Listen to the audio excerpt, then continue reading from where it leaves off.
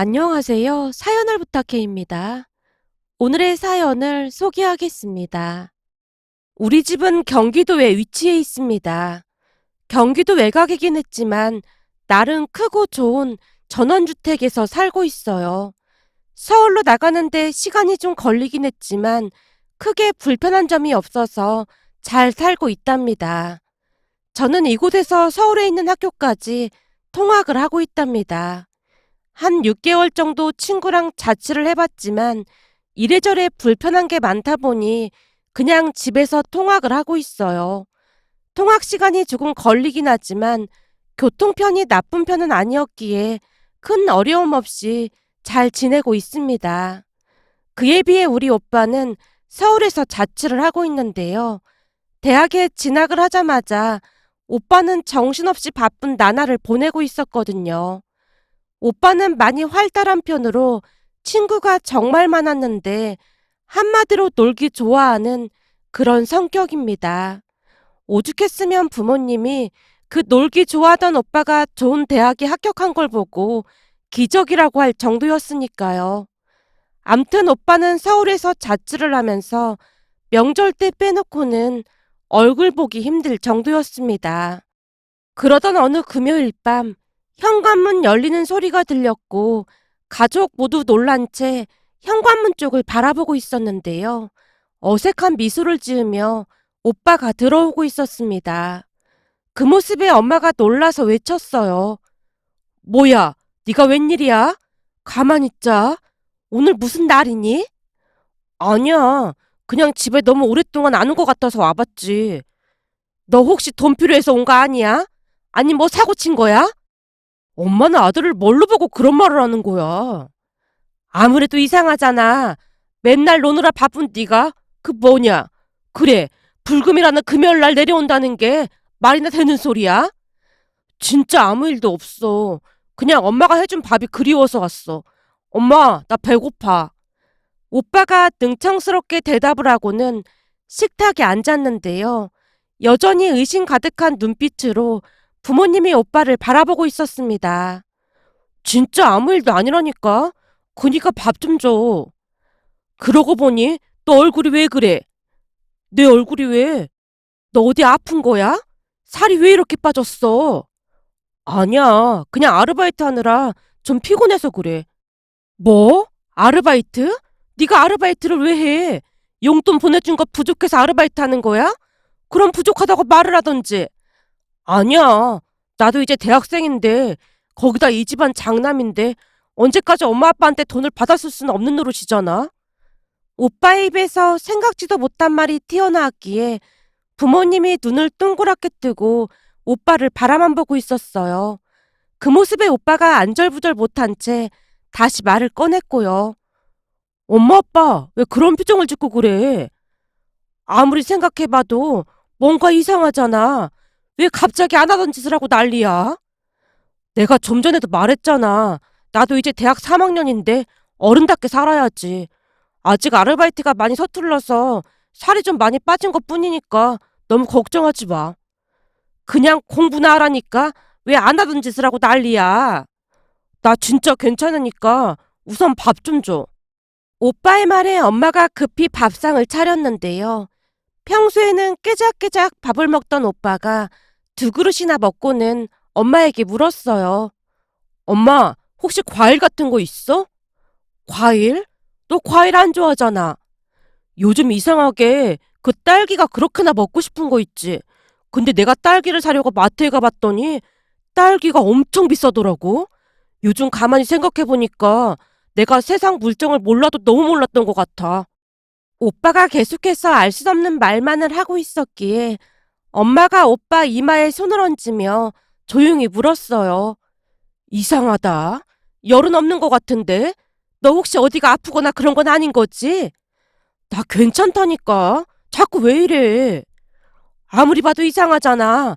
네가 언제부터 물가에 관심이 생겼어? 이건 뭔가 단단히 잘못된 게 분명해. 너 대체 무슨 일이야? 진짜 아무 일도 아니라니까. 그나저나 집에 딸기 있어?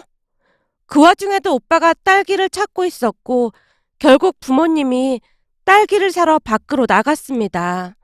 그렇게 잠시 후 부모님이 딸기를 사왔는데요. 몇 개 먹는 둥 마는 둥 하더니 오빠가 조용히 말을 했어요. 엄마, 딸기 남은 거 내일 내가 좀 가지고 갈게. 너 용돈이 많이 부족한 거야? 그럼 엄마가 용돈 더 보내줄게. 그럼 조금만 더 올려줄 수 있어? 오빠가 기쁜 표정으로 묻고 있었는데요. 아마도 그때부터 오빠에게 무슨 일이 일어났던 게 아니었나 싶었습니다.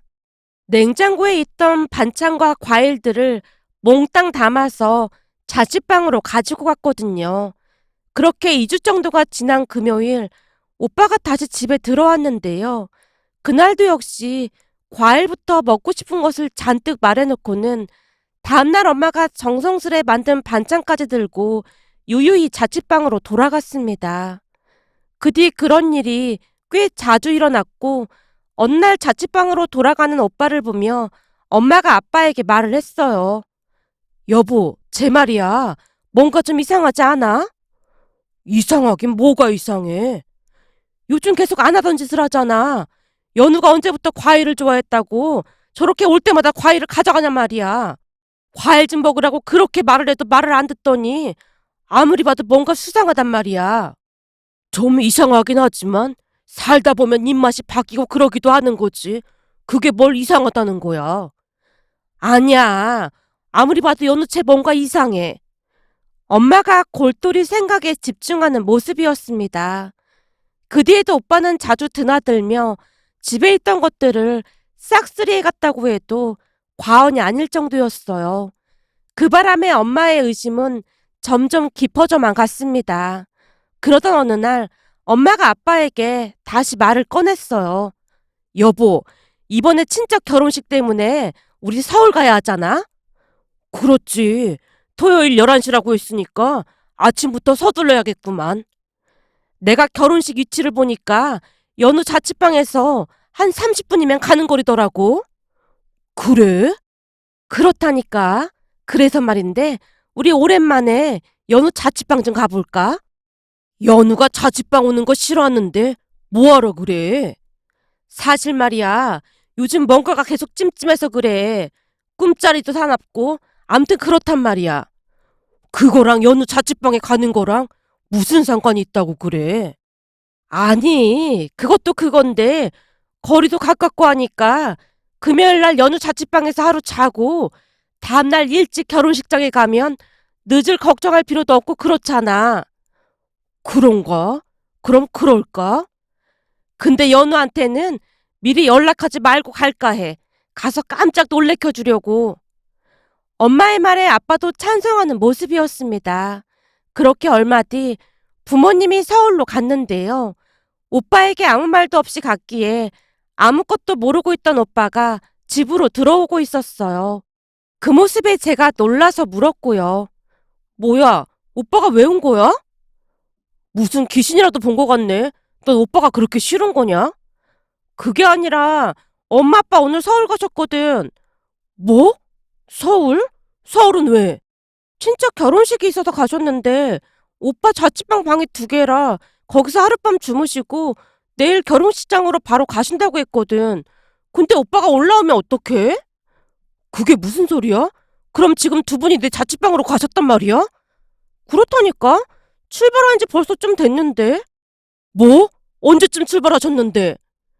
제가 시계를 보며 어림짐작으로 출발 시간을 계산하고 있었는데요. 제가 입을 열기도 전에 오빠가 후다닥 밖으로 뛰쳐나가고 있었습니다. 오빠, 왜 그래? 무슨 일이야? 제가 오빠를 부르고 있었지만 오빠는 그저 앞만 보고 내달릴 뿐이었어요. 그런데 그 뒤 기가 막힌 일이 일어났답니다. 잠시 후 부모님이 자취방에 거의 도착해갈 무렵 오빠가 엄마에게 전화를 걸었다네요. 엄마, 지금 어디야? 혹시 내 자취방 가고 있는 거야? 네가 그걸 어떻게 알았어? 그니까 거기 어디냐고. 네 자취방에 거의 다 왔어. 그럼 우선은 자취방 들어가지 말고 밖에서 기다리고 있어. 지금 방이 너무 지저분해서 들어가면 엄마 아빠 기절할지도 몰라. 네가 언제부터 정리정돈하고 살았다고 호들갑을 떨고 그래. 엄마가 들어가서 청소해 놓을 테니까 걱정하지 마. 안 된다니까. 절대 들어가지 말란 말이야. 밖에서 기다리고 있어. 아니다. 그 근처에 닭갈비 맛있게 하는 집 있으니까 우선 거기 가서 밥 먹고 있어. 전화 통화를 하는 내내 오빠가 안절부절 못하는 모습이었다는데요. 그 모습에 더욱 이상함을 느낀 엄마가 그냥 전화를 끊어버렸다네요. 그런데 잠시 후 알고 있던 비밀번호를 누르고 안으로 들어갔는데 그곳에 웬 여자가 누워있다가는 깜짝 놀라서 벌떡 일어나더랍니다. 물론 부모님도 놀란 건 마찬가지였고요. 잠시 동안 정적이 흘렀고 셋이서 넋이 나간 상태로 마주보고 서 있었답니다. 그런데 곧 여자의 배를 내려다보던 엄마가 그 자리에 털썩 주저앉고 말았다네요. 여보, 당신 괜찮아? 여보, 쟤 누군지 한번 물어봐봐. 쟤가 왜 우리 연우 자취방에 있는 거야? 엄마가 울상을 지은 채 아빠에게 묻고 있었기에 아빠가 여자에게 힘겹게 물었답니다. 죄송한데, 여기는 우리 아들 자취방인데 누군데 여기 있는 겁니까? 혹시 우리 연우랑 아는 사이인가요? 아빠의 물음에 잔뜩 겁을 먹은 여자가 눈물만 흘리더랍니다. 괜찮으니까 말해봐요. 혹시 우리 연우 여자친구인가요? 아빠의 물음에 여자가 아무 말도 못하고 눈물만 흘리고 있었기에 엄마가 여자를 재촉했다고 합니다. 아니, 입이 없어 왜 말을 못해? 너 누구니? 우리 아들 여자친구야? 여보, 지금 홀몸도 아닌 것 같은데 너무 다그치지 마. 아빠가 엄마를 말렸다는데요. 그 순간 엄마가 바닥에 주저앉아서는 대성통곡을 했답니다. 내가 뭔가가 이상하다고 했잖아. 이 인간이 미쳐도 단단히 미쳤어. 저 배 저거 어쩔 거냐고. 어쩐지 그동안 집에 뻔질나게 들락거리더니만 다 이유가 있었던 거야. 여보, 우리 이제 어떡해. 아직 대학도 졸업 안 한 인간이 정신이 나가도 보통 나간 게 아니야. 엄마가 정신줄을 놓고 있었기에 아빠가 숨을 고른 뒤 여자에게 다시 물었다네요. 저기 우리가 그쪽한테 뭐라고 하겠다는 게 아니라 우리도 너무 놀라서 그러는데 혹시 우리 연우 여자친구인 거예요? 괜찮으니까 말해도 돼요. 지금 상황이 좀 심각해 보이는데 대화로 해결을 해야 하지 않겠어요? 해결은 어떻게 해결할 건데? 당신이 그렇게 소리 지르면 무서워서 말이나 하겠어. 그니까 흥분하지 말고 차분하게 대화를 하자고. 난 몰라. 지금 내 나이가 몇인데 할머니 소리 듣게 생겼잖아. 엄마가 다시 대성통곡을 하기 시작했고 눈물만 뚝뚝 흘리고 있던 여자가 쏜살같이 밖으로 뛰쳐나가 버렸다네요. 그 모습에 엄마가 놀라서 소리쳤고요. 여보, 얼른 잡지 않고 뭐하고 있어? 그냥 내버려둬. 괜히 쫓아갔다가 놀라서 넘어지기라도 하면 어쩌려고 그래? 이 문제는 쟤랑 얘기할 문제가 아닌 것 같아. 쟤도 많이 놀란 것 같은데 그만하고 연우하고 얘기하자고. 살면서 사고 한 번 안 치던 녀석이 이게 웬일이야. 내가 매일같이 친구들하고 어울려 다닐 때부터 알아봤어. 이제 어떡해. 어떻게 하긴 뭘 어떻게 해. 배 더 나오기 전에 얼른 결혼부터 시켜야지. 내가 진짜 못 산다. 엄마가 머리를 짚으며 긴 한숨을 내쉬고 있었답니다. 아빠가 그런 엄마를 달래듯 때리고 집으로 곧장 돌아왔습니다. 두 분이 들어오는 모습에 제가 놀라서 물었는데요. 뭐야, 왜 다시 와? 내일 결혼식 간다며. 축하한다. 너 이제 고모 되게 생겼네. 엄마가 다짜고짜 제게 말하고 있었지만 아빠가 엄마를 말렸습니다. 우선 연우한테 물어봐야 하니까 입 조심해. 그게 무슨 말이야? 고모라니. 내가 왜 고모가 돼? 나중에 자세히 얘기해 줄게. 근데 연우는 언제 온다는 거야? 한 30분이면 도착한다고 했으니까 좀 기다려 보자고. 두 분 다 긴 한숨만 내쉬고 있을 뿐 말을 아끼는 모습이었습니다. 얼마 뒤 오빠가 문을 박차고 들어와서는 두 분에게 소리쳤어요. 엄마 아빠 말을 하고 와야지 그냥 막 들닥치면 어떡해. 지금 나은 씨가 얼마나 놀랐는지 알기나 해? 뭐? 나은 씨? 넌 지금 이 상황에 여자친구 걱정만 하고 있어? 우리가 얼마나 놀랐는데 지금 그따위로 말을 하고 있어. 너 오늘 딱 걸린 줄 알아? 엄마가 주변을 두리번거리더니 베란다로 뛰어가서는 아빠가 아끼던 낚싯대를 집어들었습니다. 그 바람에 오빠뿐만 아니라 아빠도 혼비백산했는데요. 여보, 갑자기 그걸 왜 가지고 오는 거야? 그거 놓고 말로 하자. 착하지? 그거 내려놔. 얼른 내려놔. 당신은 지금 이까지 낚싯대가 문제야? 당신 이제부터 어차피 낚시 다닐 시간도 없게 생겼어. 그건 또 무슨 말이야? 쟤들 출산해봐. 그게 누구 차지가 되겠어? 너 이리 안 와? 엄마가 아빠 낚싯대를 들고 오빠를 뒤쫓고 있었습니다. 그 뒤를 아빠가 따라다니면서 비명을 질러댔고요.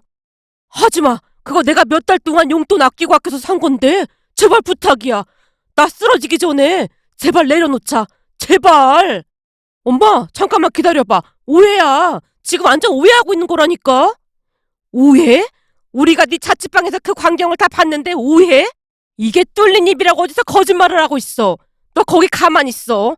내가 오늘 너 가만 안 놔둘 참이니까. 그렇게 순식간에 집안이 난장판이 되고 말았는데요. 셋이서 마당을 쫓고 쫓기는 모습이었다고 해야 할까요? 결국 엄마가 아빠 낚싯대를 마구마구 휘두르는 바람에 낚싯대가 너덜너덜해졌고 아빠가 나라 잃은 표정으로 땅바닥에 주저앉고 말았습니다. 엄마도 땅바닥에 주저앉은 채 마구마구 다리를 내저으며 울부짖고 있었어요. 두 분이 조용해지는 듯 하자 오빠가 숨을 고르더니 입을 열었습니다. 엄마, 내 말 좀 들어보라니까. 나은 씨, 내 여자친구 아니라고. 뭐? 이게 진짜 돌아도 보통 도는 게 아니네. 네가 사고 쳐놓고 이제 와서 나몰라라 하겠다는 거야? 우리가 널 그렇게 키웠니? 이제 보니 너 아주 형편없는 인간이었구나. 아니, 그게 아니라니까. 진짜 내 여자친구 아니라고. 나은 씨는 형석이 여자친구야. 오빠 입에서 그 말이 툭 하고 튀어나왔고 엄마가 더욱 분노한 채 소리쳤습니다. 뭐? 형석이 여자친구? 이게 진짜 뭔 정신 나간 소리를 하고 자빠졌어. 형석이 여자친구가 네 자취방에 왜 와 있어? 그것도 배까지 불러서. 그럼 설마 형석이 여자친구를 네가 꼬셨다는 말이야?